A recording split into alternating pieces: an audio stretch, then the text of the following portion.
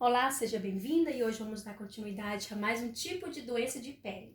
Hoje vamos ver 3 tipos de doenças de pele. A primeira são as escaras.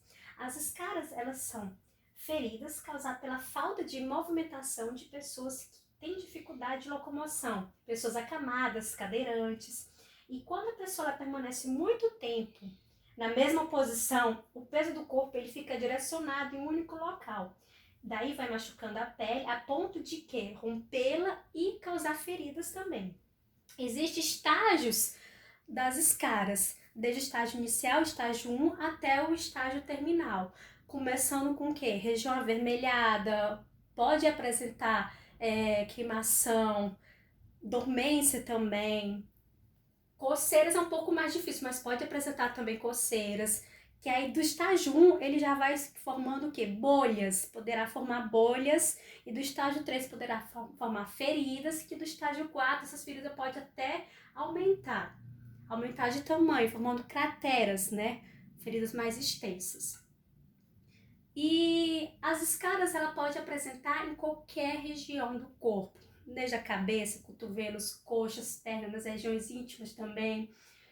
Pescoço, dependendo se a pessoa estiver numa posição que tenha muito contato o pescoço com a mesma posição, né, no local.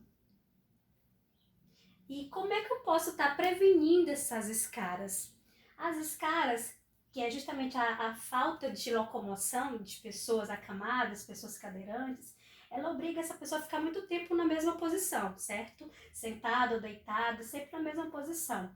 E o essencial é realizar a mudança de decúbito. O que seria essa mudança de decúbito? A cada 2 em 2 horas, mudar aquela pessoa que estava sem locomoção, mudar de posição. Se ela estiver deitada de barriga para cima, a cada 2 horas sempre está mudando. Pode deitar de lado, pode deitar para o outro lado. Então, assim, você vai sempre fazendo essa mudança, que é a mudança de decúbito. Ou seja, é locomover de uma maneira que não fique pressionando aquela região por muito tempo, por mais de 2 horas. Então, isso é correto a cada 2 horas. No caso, se já houver escaras, pode também estar prevenindo para que isso não aumente, não crie feridas. Lavando o local com água e sabão, se conseguir lavar com água e sabão, se não, com soro fisiológico, 0,9%. Se houver feridas, pode também fazer uma compressa com gaze no local, né, fechando com gaze. Poderá também usar medicamento de uso tópico na região, se for no caso mais estiver inflamada, pode estar aplicando pomadas anti-inflamatórias, ou no caso se vê que a ferida formou uma substância purulenta, pode entrar com medicamentos antibióticos de uso tópico também. Outro tipo de doença de pele bem conhecida é a escabiose, a famosa sarnas. Esse é o nome vulgar da escabiose, são as sarnas. E como é que as sarnas elas são causadas?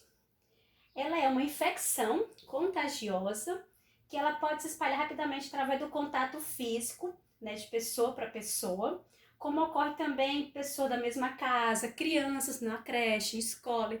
Então ela acontece quando há um contato físico, principalmente se a região ali estiver afetada. A escabiose, conhecida como sarnas, ela é provocada por um protozoário chamado Sarcoptes scabiei. Sarcoptes scabiei, se vocês analisarem essa primeira ilustração, vocês podem estar verificando, ele injeta, né, os ovos na pele, na parte superficial da pele, e dali a fêmea injeta os ovos, que dali poderá formar larvas, e vai crescendo, e ele se posiciona na região, apresentando pequenas feridas. Os sintomas dessa escabiose, ela pode variar também, mas sempre coceira. É um dos sintomas principais, é a coceira na região que foi afetada. Então ela costuma ser mais intensa à noite. À noite, que é onde a fêmea ela está multiplicando os ovos, no caso, depositando mais ovos na região. Então ela costuma ser mais frequente à noite, justamente por causa disso. O período médio dessa incubação varia de cerca de 6 semanas, mais ou menos. Os pacientes, as pessoas infectadas, pode surgir os sintomas em apenas 24 horas, menos de um dia pode estar apresentando sintomas, ou seja, o hospedeiro, que seria um ácaro, né? Ele entrou em contato com a pele, a partir de 24 horas ou até menos, começa a apresentar os sintomas, que é aquela feridinha com coceira, e uma coceira bem intensa. Essas lesões da escabiose, elas são pequenas pápulas, que são aqueles pontinhos ou bolinhas com relevo, são avermelhadas, mais ou menos de 1 a 3 milímetros de diâmetro. Essas lesões, elas são tão pequenas que pode até passar por despercebidas na região. Às vezes a pessoa ela tem essa lesão, nessa feridinha, e passa despercebida, pensa que é outra coisa, ou então acaba que nem vê também. E o tratamento, ele pode ser com 2 tipos de medicamentos. Temos hoje no mercado a permetrina, 5%, que ela é uma solução. Na verdade é uma loção, né? Ela é tópica, loção tópica. Principalmente você passa por todo o corpo, do pescoço até os pés. Em criança pode até aplicar no rosto com cuidado para não entrar nas mucosas. Então a permetrina, 5%, e a ivermectina em comprimido. O tratamento dura mais ou menos 14 dias. Outro tipo de doença de pele, alopécia. Alopécia é a famosa calvície. A alopécia, ela é uma doença inflamatória que provoca queda de cabelo.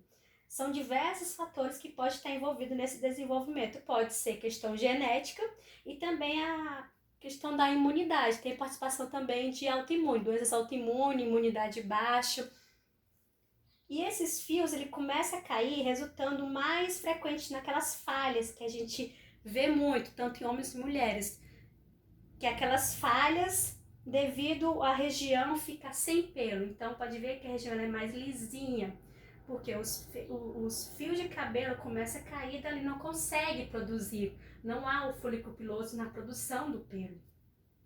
Essa extensão ela pode variar, sendo que em alguns casos tem regiões que podem ser mais afetadas, outras não. Então, assim, é independente de sexo, homem e mulher pode ter alopécia, né, que é essa doença inflamatória. Questão também de idade não tem nada a ver, pode ser uma criança, um adolescente, um idoso, mas geralmente isso acontece na fase da adolescência, fase adulta até a fase idosa, né? Criança é um pouco mais raro, mas pode também acontecer. Não possui outro tipo de sintoma que não seja a queda de cabelo. Então, o único sintoma da alopecia é a queda de cabelo. E aquela região fica aqui mais arredondada, fica mais lisinha, né? Porque ali não tem o folículo piloso. Justamente houve a queda do cabelo, rompeu e não teve mais crescimento ali, por isso ela é uma região mais lisinha. Você pode passar e sentir que ela é bem mais lisa. E os cabelos, quando ele vem renascer, após o uso de medicamento, tratamento, eles podem ser brancos também e depois eles vão adquirindo a coloração normal. Então, quando eles renascem da coloração branca para depois ele vir adquirir a coloração normal mesmo do pelo. Os tipos mais comuns de alopécia são a alopécia androgênica, que é aquela que é a perda permanente do cabelo do couro cabeludo. Então, essa é a androgênica, a perda total do couro cabeludo, que é o que também causa a calvície. A alopécia areata, que é aquela queda repentina de cabelo que começa com uma ou mais áreas calvas. A eflúvio telógeno, que é aquela condição reversivível que o pelo ele cai depois de uma experiência estressante. Pessoas que têm queda de cabelo por fatores humorais também, questão de estresse, preocupação. O eflúvio anágeno, que é aquela perda anormal do cabelo durante a primeira fase do cabelo, que é aquela fase anágena do ciclo do crescimento do cabelo. Nós temos a fase do crescimento do cabelo, que é a fase anágena, a catágena e a telógena. A fase anágena é a fase inicial, que é o nascimento do pelo. A catágena é aquela fase adulta do pelo, quando ele já sai da pele, na verdade, né? Já tem além do folículo piloso, já tem a haste do pelo. Então, aquela fase do pelo adulta. A telógena é aquela fase onde o pelo ele vai se rompendo, ele quebra, que ele vai morrendo, né? Que é a fase terminal. Tratamentos para alopecia. Nós temos sim tratamento. Existe hoje tanto questão de cosméticos, né? Shampoo e outros tipos de cremes, que é para queda de cabelo.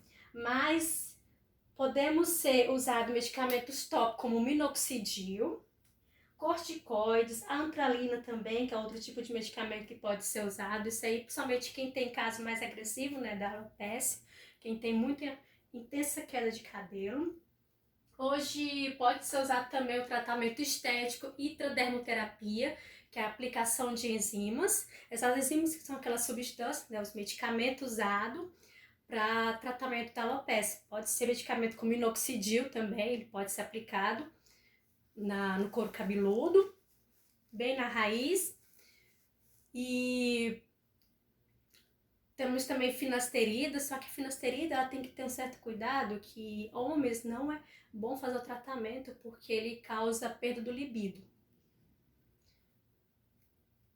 E, enfim, esses tratamentos eles servem para controlar a doença, reduzir as falhas e evitar que novas venham surgir também. Elas estimulam o folículo piloso a produzir o cabelo novamente e precisa continuar até que a doença desapareça. Então, é um tratamento.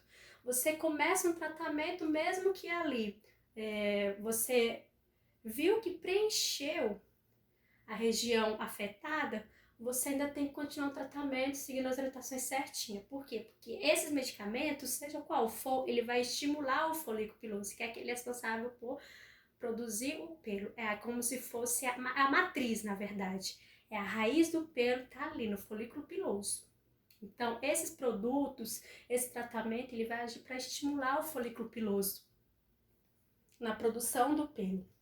Qualquer dúvida, vocês podem estar me procurando. Nossa aula fica por aqui hoje. Tenha um bom descanso e obrigada pela sua atenção.